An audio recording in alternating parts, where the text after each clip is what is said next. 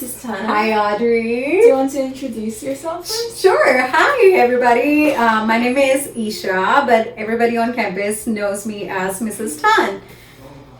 Okay, so the first question I have for you is, how do you develop your faith in Jesus Christ? Sure. So for the first 6 years of my life, I was born, and raised in a Hindu family. But at the same time, I was an abandoned girl by my daddy. So when my dad accepted the Christ at 6 years, like when I was 6 years old, then I started doing everything, whatever I could, to know my father and make up for those 6 years of my life, that I missed. So when my dad accepted the Christ in 1993, he started going to church, and I started going to church, and it took about like 2 years. Whenever I would hear a sermon, I would always connect the sermon verse, which is from the Bible, to my life story, how it was spoken by Jesus Christ and how it connected with me. So for those 2 years, everything was keep stirring in my heart. And when the time came, I was like, wow, like all these verses are true. Whatever the Christ promised with us, it felt like he promised with me to provide the best for me. And at that point I was like, okay, I am done, Lord. The way you saved me, gave me a hope to live and thrive.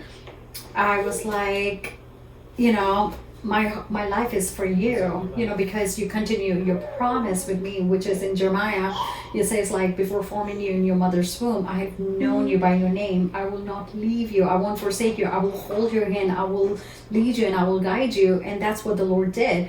When there was no hope for me to live, when my dad was trying to kill me every single day, God provided for me. His hand was so strong that he carried me, he never let me go down.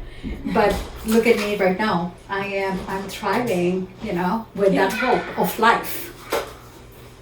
So for a second question I have for you is, do you believe Jesus has a resurrection compared to the other theories, and why?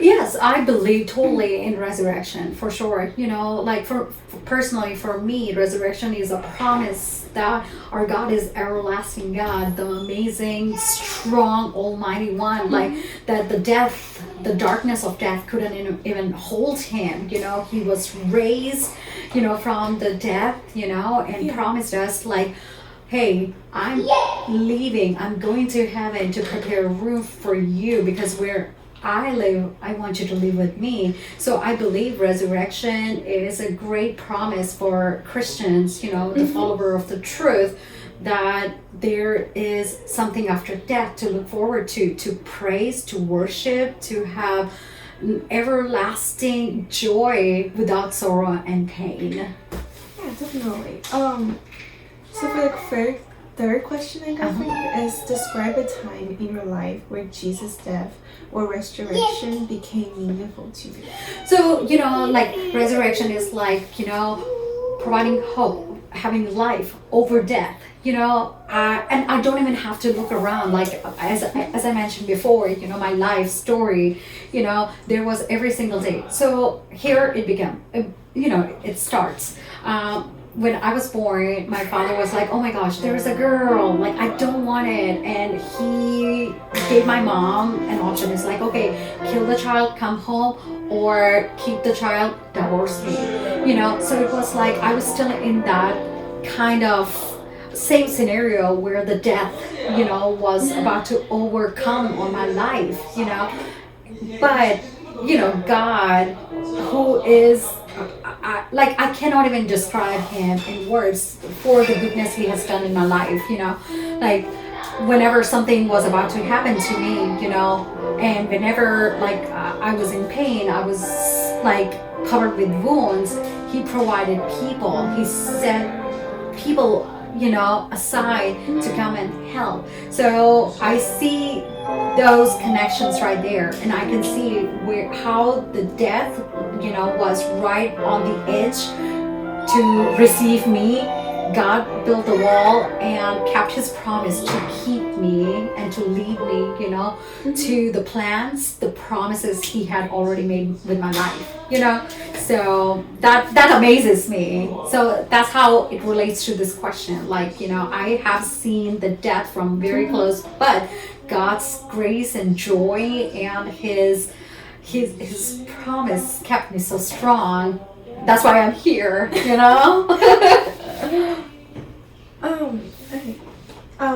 For the fourth question is, what do you think was the message Jesus' death or resurrection reflects?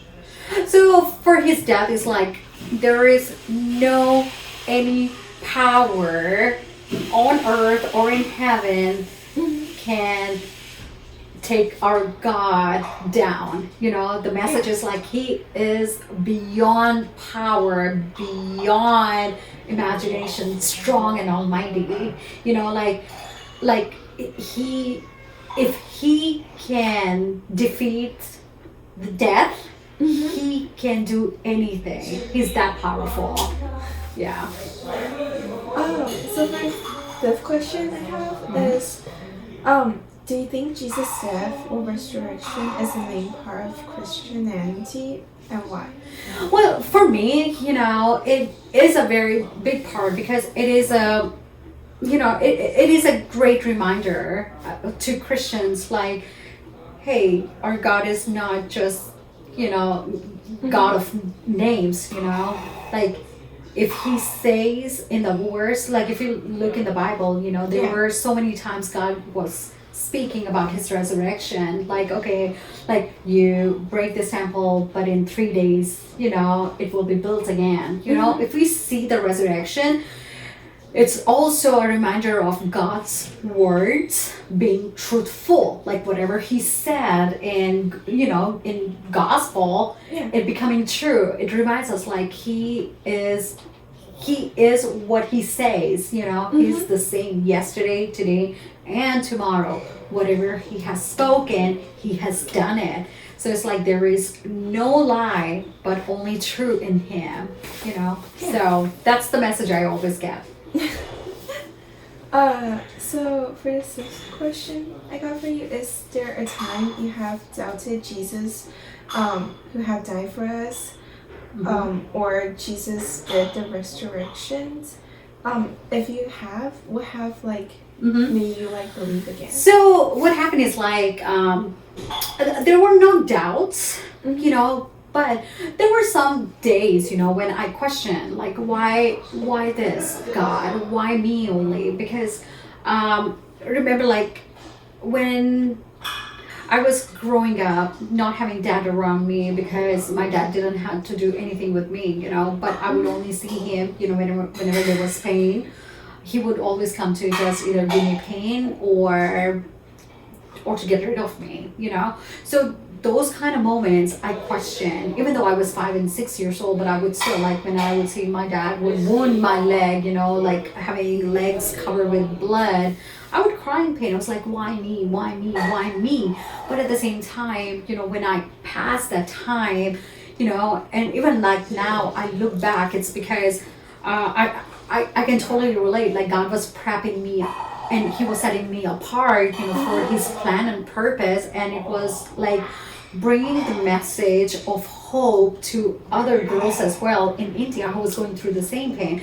Like when I was 10 years old, I started connecting, in the orphanage, like that my parents run, and I would sit and I would hear and listen to stories to other girls who would come from sex trafficking or from orphan families, poor families, like how they went through the same pain the one I went to. So it's like, and then, just bringing the testimony, like sharing my life story with them to testify God's existence and God's being in move, and reminding them if he can do that and he can do it for me, he can do it for them, just setting up that ray of hope for those girls.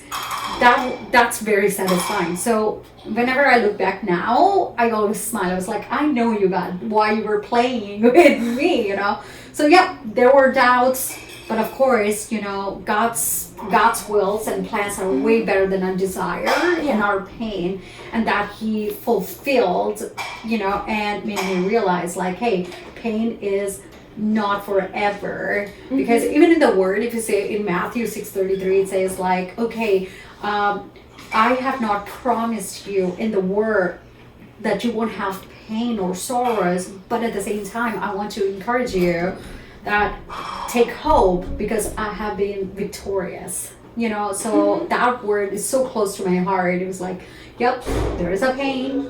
Yep, there are gonna be sorrows, but who has become victorious is the Christ. You know, just be patient. His timing is the best.